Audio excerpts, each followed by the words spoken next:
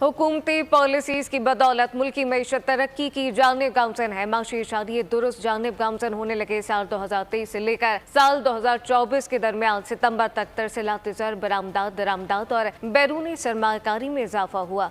Moody's rating में पाकिस्तान का graph बेहतर होने लगा है। मईशत का पहिया रफ्तार पकड़ने लगा। माशी अशारिये में नुमाया बेहतरी, महंगाई भी सिंगल डिजिट पर आ गई। मुल्की शरह नमू 2.38% है। माली साल 2025 के लिए शरह नमू का हदफ 3.5% तक रखा गया है। तिजारती खसारा 27.47 बिलियन डॉलर से कम होकर 24.09 बिलियन डॉलर पर आ गया। जून में करंट अकाउंट खसारा 2.55 बिलियन डॉलर था, जो घटकर 0.68% तक रह गया। जून में बरामदात 27.7 बिलियन डॉलर से बढ़कर सितंबर में 30.6 बिलियन तक पहुंच गयी। ज़राई बरामदात 4.7 बिलियन से बढ़कर 7.1 बिलियन पर पहुंच गयी। IT बरामदात 2.6 बिलियन से बढ़कर 3.2 बिलियन तक पहुंची। चीन को बरामदात जून में 2 बिलियन थी, जो सितंबर में बढ़कर 2.7 बिलियन तक पहुंच गयी। जून में तरसीलाते ज़र 27.3 बिलियन थी, जो सितंबर में 30.2 बिलियन तक पहुंच गयी। रोशन डिजिटल अकाउंट इनफ्लोस जून में 1.96 बिलियन डॉलर थी, जो बढ़कर 8.58 बिलियन तक पहुंच गयी।